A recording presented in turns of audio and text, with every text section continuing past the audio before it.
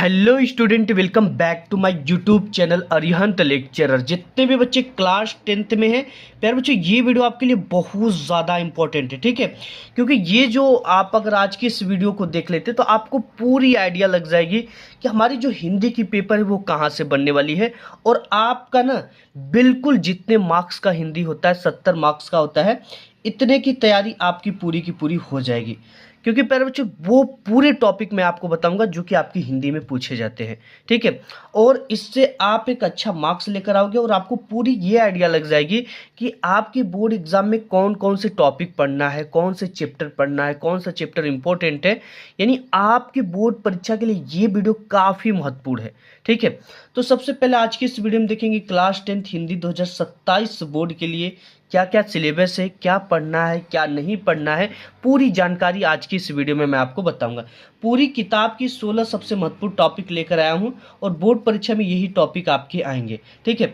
और 2027 बोर्ड परीक्षा में आप 95% प्लस की गारंटी है अगर आज की इस वीडियो में मैं जो चीज़ें बताऊंगा आप उसे करते हो तो। ऐसा वीडियो आपको कहीं नहीं मिलेगा, खोजते रह जाओगे, पूरे यूट्यूब पे नहीं मिलेगा। बस आपको इतना टॉपिक पढ़ लेना है और आपका एक अच्छे मार्क्स की गारंटी है, ठीक है। और यहाँ पे सबसे पहले आपको जो पेपर मिलेगा उसमें खंड अ मिलेगा। खंड अ में बच्चा बहुविकल्पी टाइप के प्रश्न मिलेंगे। किस टाइप के प्रश्न मिलेंगे? बहुविकल्पी टाइप के प्रश्न मिलेंगे। और ये बहुविकल्पी प्रश्न 20 नंबर के होंगे। कितने नंबर के होंगे? ये बहुविकल्पी प्रश्न जो होंगे 20 नंबर के होंगे। और 50 नंबर के आपको खंड ब मिलेगा जिसमें आपको लिखना पड़ता है। इसमें आपको सिर्फ और सिर्फ बहुविकल्पी प्रश्न मिलते हैं जिसका आंसर आपको OMR सीट पर देना है, ठीक है। और इसके लिए 1 घंटे का समय आपको बोर्ड देता है। सबसे पहले यहाँ पे है कि हिंदी गद्य बहुविकल्पीय टाइप के प्रश्न। अब देखिए बहुविकल्पी प्रश्न आपको कहाँ कहाँ से बनते हैं। सबसे पहला तो आपका शुक्ल युग तथा शुक्लोत्तर युग आपको पढ़ना है। और यहाँ से आपकी जो बहुविकल्पी प्रश्न बनेंगे वो 5 नंबर के बनेंगे। कितने नंबर के? 5 क्वेश्चन बनेंगे। एक एक नंबर के 5 क्वेश्चन बनेंगे शुक्ल तथा शुक्लोत्तर युग से। तो इसको आपको अच्छी तरीके से पढ़ लेना है। शुक्ल युग के कवि कौन है, शुक्ल युग के लेखक कौन है, ठीक है, उनकी रचनाएं क्या है। अब यहाँ पर है गद्य के पाठ रचना भी आपसे पूछे जाएंगे, ठीक है। गद्य के कौन से पाठ हैं, उसकी रचना कौन है। जैसे आप में पहला पाठ क्या दे रखा है? मित्रता, ठीक है। और मित्रता में क्या है? इसके जो राइटर हैं, जो लेखक है, वो आचार्य रामचंद्र शुक्ल है। कौन है? आचार्य रामचंद्र शुक्ल जी हैं। अब ये चीज़ें ये कैसे पूछेगा इससे? ये देखो, इनसे 1 नंबर का ये पूछता है। आचार्य रामचंद्र शुक्ल कई सारी रचनाएं लिखे हैं जो कि इनके जीवन परिचय में आपको मिल जाएगा। जैसे आपका हो गया रस मीमांसा, किस लेखक का रचना है, ठीक है। या रस मीमांसा का जो विधा है वो कौन सी विधा का है। इस तरह से जयशंकर प्रसाद जैसे दूसरा पाठ हो गया तो उनका कोई भी आकाशदीप किसकी रचना है, ठीक है। लहर किसकी रचना है, झरना किसकी रचना है। ये सभी पाठ से एक क्वेश्चन पूछे जाते हैं, ठीक। अब इसके बाद आपका दूसरा नंबर आता है हिंदी पद्य के बहुविकल्पी प्रश्न किससे बनेंगे। क्योंकि हिंदी गद्य अलग है और हिंदी पद्य अलग है। हिंदी आपको पद्य में क्या क्या मिलेगा? रीति काल तथा आधुनिक काल आपको पढ़ना है, ठीक है। हिंदी पद्य में रीति काल और आधुनिक काल आपको पढ़ना है। और ये रीति काल और आधुनिक काल भी आपके एग्जाम में 5 नंबर के एक एक प्रश्न इससे 5 नंबर के पूछे जाएंगे। एक क्वेश्चन 1 नंबर का। इसके अंतर्गत आपको क्या पूछा जाएगा? ये तो पूछा जाएगा। फिर तीसरी टॉपिक आपको है रस पूछा जाएगा, छंद पूछा जाएगा और अलंकार पूछा जाएगा। अब यहाँ पे रस की बात करते हैं तो इसमें आपको सिर्फ 2 रस पढ़ना है 10th में। कौन कौन से रस पढ़ना है? हास्य रस पढ़ना है, ठीक है, जिसका स्थायी भाव हास होता है। और दूसरा आपको करुण रस पढ़ना है जिसका स्थायी भाव शोक होता है। अब इसके बाद छंद की बात करें बच्चा तो छंद आपको सोरठा एवं रोला ही पढ़ना है। इसके लक्षण एवं उदाहरण को अच्छी तरीके से तैयार कर लेना है। और अलंकार की बात किया जाए तो आपको उपमा, रूपक एवं उत्प्रेक्षा अलंकार 3 अलंकार पढ़ना है। और इन तीनों अलंकार जो है 1 नंबर का आपका आता है बोर्ड एग्जाम में, ठीक है। आपका ये रस से 1 नंबर का आएगा, अलंकार से 1 नंबर आएगा बहुविकल्पी में, और छंद सोठा रोला से 1-1 नंबर का आएंगे। यानी यहाँ से आपको सिर्फ 3 नंबर मिलने वाले हैं। अब बात करते हैं कि आपकी जो हिंदी में व्याकरण क्या क्या देता है। संपूर्ण व्याकरण है, यही से पूरी व्याकरण आपको फंसेगा।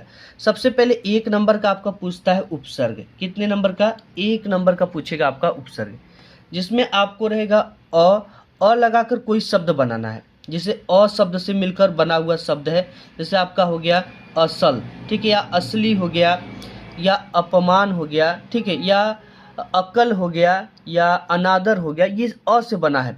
और अन्न से क्या बना है? जैसे अन्नपूर्णा हो गया, ठीक है, अनादर हो गया। अधि से क्या बना है? अधिकार बना है। अप से क्या बना है? अपमान बना है। मतलब कि अगर जैसे यहाँ पे अपमान हो गया, ये क्या हो गया बच्चा? अपमान। अब इसमें अगर पूछेगा आपकी उपसर्ग क्या है, तो आप इसमें जब 4 अक्षर का होता है तो अप जो होगा इसका उपसर्ग होगा। क्या होगा? अप उपसर्ग होगा, जैसे इसमें अप दे रखा है। अगर यही चीजें कुशल होता, ठीक है, कुशल होता और या अकल होता, तो अगर 3 शब्द का है तो इसमें कु जो है ये सिर्फ उपसर्ग होगा। कु जो है क्या होगा? उपसर्ग होगा। इस चीज का ध्यान देना, ठीक है। जैसे अगर हम अपमान अनादर लिख दें, अनादर, ठीक है, ये अनादर नहीं, अनार लिख दें। अनार में आपका उपसर्ग पूछेगा तो क्या होगा? सिर्फ अ होगा, क्योंकि इस 3 अक्षर का, तो इसका पहला अक्षर क्या बन जाएगा? उपसर्ग बन जाएगा, ठीक है। अब इसके बाद आपका मिलता है ये सब चीज़ें, जैसे सहकार हो गया, उपकार हो गया, निराकार हो गया, अभिमान हो गया, ठीक है। यहाँ पे परिधान हो गया, ये सु का मतलब हो गया आपका सुंदर। अब यहाँ पे आपको समास क्या पढ़ना है, ये भी 1 नंबर के देंगे, ठीक है। और यहाँ पे समास भी आपका जो आता है वो 1 ही नंबर का आता है, जिसमें आपको द्वंद्व और द्विगु और कर्मधारय बहुव्रीहि 4 समास आपको पढ़ना है। द्वंद्व, द्विगु, कर्मधारय बहुव्रीहि समास, ठीक है। द्विगु होता है संख्यावाचक, द्वंद्व होता है आपका और शब्द का लोप पाया जाता है, ठीक है। कर्मधारय में कर्म की प्रधानता होती है, और यहाँ पे है बहुव्रीहि समास। ये आपको चारों में से एक ठो क्वेश्चन बहुविकल्पी में देता है कि इसमें कौन सा समास है, समास विग्रह क्या होगा, ठीक है। जैसे चौराहा हो गया, 4 राहों का समूह, समास इसमें कौन सा समास है, ऐसे पूछ देगा। अब इसके बाद है तद्भव और तत्सम शब्द एवं पर्यायवाची पूछता है। एक नंबर का तद्भव पूछेगा, 1 नंबर का तत्सम पूछेगा, और 1 नंबर का पर्यायवाची पूछता है। तद्भव में क्या होते हैं?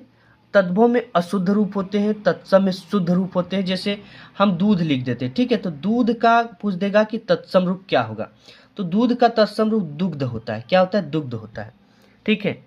और दही का पूछ देगा, मट्ठा का पूछ देगा, और बहुत सारी ऐसी चीजें थी जिसका पूछता है, और इसका शुद्ध रूप होता है। जैसे संस्कृत में शुद्ध रूप होता है, ये हमारी हिंदी जो है संस्कृत की बिगड़ी हुई चीजें हैं। पानी का पूछ देगा तो जल होगा, ठीक है। और ऐसे चीजें, आम का पूछेगा तो आम्र होगा। अब यहाँ पर इतना चीजें तो आपका कंफर्म हो गया। और यहाँ पे 5वां है कि संस्कृत व्याकरण आप में आता है, ठीक है। संस्कृत व्याकरण में क्या देता है? सर्वनाम देता है, तद देता है और युष्मद। इन तीनों को आपको पढ़ना है, सर्वनाम, तद, युष्मद। और यहाँ पे नेक्स्ट दे रखा है वाक्य का स्वरूप। वाक्य का स्वरूप भी पूछता है, वाच्य प्रयोग और वाच्य परिवर्तन भी पूछता है, ठीक है। वाच्य में आपका क्या मिलता है?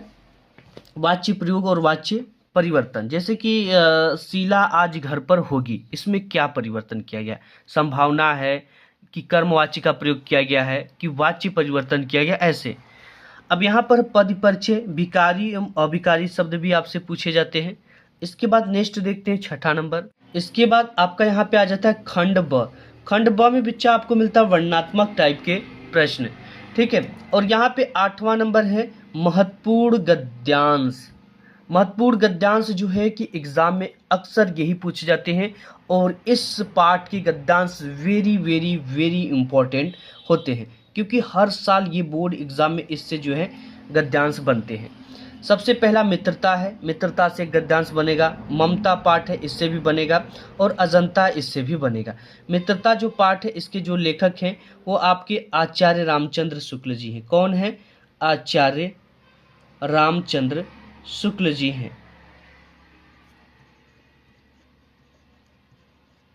ये है, ठीक है। और ममता पाठ के जो लेखक हैं ये जयशंकर प्रसाद जी हैं, जयशंकर प्रसाद जी हैं। और यहाँ पे अजंता जो है, और ये जो अजंता है आपका, ये डॉक्टर भगवत शरण उपाध्याय जी की रचना है, ठीक है। भगवत शरण उपाध्याय की रचना है, उपाध्याय की रचना है, ठीक है। अब इसके बाद आपको ये तीनों के जो है गद्यांश को अच्छी तरीके से पढ़ लेना है, प्रैक्टिस कर लेना है। ये सब चीज प्रैक्टिस सेट मैं आपको ऑलरेडी कराऊंगा, ठीक है। 9वां क्वेश्चन यहाँ पे कि महत्वपूर्ण पद्यांश क्या है। सबसे पहले महत्वपूर्ण पद्यांश में पद, पद जो है इसको किसने लिखा है, ये सबसे इंपॉर्टेंट। पद जो है ये सूरदास जी ने लिखा है। कौन लिखे हैं, सूरदास जी लिखे हुए हैं। और धनुष भंग और वन पथ पर ये जो रचना है ये तुलसीदास जी की है। और इनकी काफ़ी इंपॉर्टेंट जो है सभी पद्यांश है ये तुलसीदास जी की। भक्ति और नीति जो है ये बिहारी जी की है। किसकी है, बिहारी जी की, जो आपके तीसरे चैप्टर हैं इनसे भी जो है आपका आता है पद्यांश। और सवैया जो है ये रसखान जी का है, ये भी काफ़ी इंपॉर्टेंट है और इससे सबसे ज़्यादा क्वेश्चन एग्जाम में पूछे जाते हैं। अब इसके बाद लेखक का जीवन परिचय पूछता है। आपको इन तीनों के जीवन परिचय को अच्छी तरीके से पढ़ना और तैयार करना है। सबसे पहला आचार्य रामचंद्र शुक्ल, जो कि आपका पहला पाठ है और ये मित्रता लिखे हुए हैं। दूसरा और सबसे वेरी वेरी इंपॉर्टेंट है जयशंकर प्रसाद जी की रचना, और ये आता कितने नंबर का है, ठीक है। ये देखो सबसे पहले जो महत्वपूर्ण आपका गद्यांश है ये आपका आता है 2, ठीक है, 2+2+2, यानी कि ये गद्यांश देगा और इसके नीचे 3 क्वेश्चन देंगे। तीनों क्वेश्चन का आपको आंसर देना है, प्रत्येक क्वेश्चन 2-2 नंबर का होगा। सबसे पहला होगा इसका संदर्भ लिखिए, ठीक है। पहला सबसे क्वेश्चन क्या होगा कि निम्नलिखित गद्यांश का संदर्भ लिखिए, ये होगा 2 नंबर का।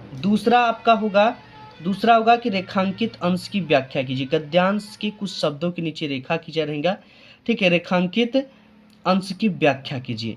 और तीसरा जो रहेगा एक क्वेश्चन उसी गद्यांश से रिलेटेड रहेगा, जैसे अच्छे मित्र की क्या गुण होता है, अच्छे मित्र की क्या विशेषता होती है, हमें किस तरह की मित्रता करनी चाहिए, किस तरह के मित्र से हमें दूर रहना चाहिए। तो यहाँ से आपका जो गद्यांश होगा ये 6 मार्क्स का पूछा जाता है। और जो पद्यांश होता है ये भी आपका 2+2+2, इससे भी 3 क्वेश्चन पूछे जाते हैं। सबसे पहला पूछा जाएगा इसकी भी संदर्भ का संदर्भ, ठीक है, संदर्भ में आपको पाठ और आपके कवि का नाम पता होना चाहिए। दूसरा इसमें भी पूछा जाएगा रेखांकित अंश की व्याख्या, ठीक है, रेखांकित अंश की व्याख्या। और एक जो तीसरा चीज इसमें पूछता है वो पूछता है, एक क्वेश्चन पूछेगा या तो इसमें पूछ देगा कौन सा अलंकार है या कौन सा समास है। अब इसके बाद बच्चा आपका जो लेखक परिचय होता है ये 3 नंबर जीवन परिचय लिखने का एंड 2 नंबर इनकी रचनाओं के नाम लिखने का, टोटल आपको यहाँ से 5 नंबर मिल जाते हैं, ठीक है। कवि का जो जीवन परिचय हो गया इसमें आपका सूरदास जी काफ़ी महत्वपूर्ण है, तुलसीदास जी काफ़ी महत्वपूर्ण है, Mahadevi Verma very very important है। इन तीनों का तैयार कर लोगे तो एग्जाम में एक आएगा, आपको लिख लेना है। इसमें भी 3 नंबर जीवन परिचय लिखने का, 2 नंबर प्रमुख रचनाओं का नाम लिखने के लिए, टोटल यहाँ से आपको 5 नंबर मिल जाते हैं। हिंदी संस्कृत के महत्वपूर्ण गद्यांश और पद्यांश की बारे में बात करें तो आपका जो वाराणसी वाला चैप्टर है गद्यांश का वेरी वेरी इंपॉर्टेंट है। पद्यांश का भारतीय संस्कृति वेरी वेरी इंपॉर्टेंट है। और यहाँ पे बीरह बिरेड़ पूज्यते जो है ये भी गद्यांश का महत्वपूर्ण है। जीवन सूत्रारी पद्यांश का वेरी वेरी इंपॉर्टेंट है, इससे 110% जो है एग्जाम में क्वेश्चन बनते हैं। प्रबुद्धो ग्रामीण, इससे भी एग्जाम में क्वेश्चन बनते हैं, ठीक है। इसके क्या पूछे जाएंगे, गद्यांश पद्यांश पूछे जाएंगे। और ये कितने मार्क्स के आएंगे, ये आपका होगा 3 नंबर का इसका हिंदी में अनुवाद करने का और 2 नंबर इसके संदर्भ लिखने का। टोटल यहाँ से आपको 5 नंबर मिलते हैं। इसके 5 नंबर पद्य के गद्य के भी मिलेंगे, ठीक है, 5 नंबर गद्य के भी मिलेंगे और 5 नंबर आपको पद्य के भी मिलेंगे। संस्कृत पद्य और संस्कृत गद्य 10 नंबर का पूछा जाता है। नेक्स्ट देखते हैं 14 नंबर। यहाँ पे नेक्स्ट आपका 14 नंबर दे रखा है कि संस्कृत खंड के पाठ्य वस्तु से कंठस्थ एक श्लोक लिखिए जो इस प्रश्न पत्र में न आया हो। इस तरह का एक क्वेश्चन देता है, आपको 2 संस्कृत के श्लोक तैयार कर लेने हैं। एक तो आपको ये तैयार कर लो, अब्दो दुरागमी च साक्षरो न च पंडित अमुक स्फुट वक्ता चयो जनाति स पंडित, या एक तो सर्वे भवन्तु सुखिनः सर्वे सन्तु निरामयः सर्वे भद्राणि पश्यन्तु मा कश्चित् दुर्भाग् भवेत्, ठीक है। या तो आप इसको नहीं तैयार कर पाते हो तो और एक आपको आसान देखकर आप तैयार कर लेना। पत्र लेखन आप में आता है, जो सबसे इंपॉर्टेंट पत्र लेखन है, वेरी वेरी इंपॉर्टेंट ये पत्र लेखन है जो कि एग्जाम में पूछे जाते हैं। ये आपका दे रखा है बीमारी पर प्रार्थना पत्र लिखिए अपने प्रधानाचार्य को, शुल्क मुक्ति हेतु प्रार्थना पत्र लिखिए यानी फीस माफी के लिए। तीसरा है कि बड़े भाई के विवाह में सम्मिलित होने के लिए प्रार्थना पत्र वेरी वेरी इंपॉर्टेंट है। एक शहर की सफाई के लिए प्रार्थना पत्र वेरी वेरी इंपॉर्टेंट है। ये जो आता है बच्चा ये 2 नंबर का आपका जो आता है ये लिखने के लिए श्लोक, और ये जो आता है प्रार्थना पत्र लिखने के लिए ये आपका 4 नंबर का पूछा जाता है एग्जाम में, ठीक है। प्रार्थना पत्र जो लिखने के लिए आता है वो कितने मार्क्स का आता है, 4 मार्क्स का आता है। एंड इसके बाद आपका जो है आता है संस्कृत के महत्वपूर्ण प्रश्न। इसमें आपको केवल 2 प्रश्नों का उत्तर देना होता है, इसके लिए 2 नंबर मिलते हैं। जैसे यहाँ पे बीरह केन पूज्यत, तो बीरह विरेर पूज्यत। वाराणसी कस्या संगम स्थले अस्ति, तो वाराणसी विभिन्न धर्माणाम संगम स्थले अस्ति, विभिन्न धर्मों का संगम स्थल है। पदेन बिना किम दूरम याति, तो पत्रम जो है, पत्र जो है वो पैरों के बिना दूर तक जाता है। अब इसके बाद ये जो है आपका 2 नंबर का पूछा गया। अब सबसे महत्वपूर्ण निबंध ये आपका पूछा जाता है 7 नंबर में। कितने मार्क्स में बच्चा? 7 नंबर में। सबसे महत्वपूर्ण निबंध जो एग्जाम में आते हैं पर्यावरण प्रदूषण पे निबंध, वेरी वेरी इंपॉर्टेंट है, जो कि हर बार एग्जाम में बनता ही बनता है। अब इसके बाद विज्ञान प्रयोग एवं दुरुपयोग पर निबंध, किसी मेले का आंखों देखा वर्णन, आतंकवाद का कारण एवं निवारण। ठीक है, तो इन 15 टॉपिक को आप अच्छी तरीके से तैयार कर लेना और चीज़ों को देख लेना। जो चीज़ें नहीं बताई गई है उसको आप अच्छे से तैयार कर लेना। एग्जाम एक अच्छा आपका जाएगा। ठीक है, तो वीडियो को पसंद कर लाइक करना और ज़्यादा से ज़्यादा दोस्त यार में से शेयर करना। मिलूंगा एक नेक्स्ट वीडियो में, तब तक के लिए धन्यवाद।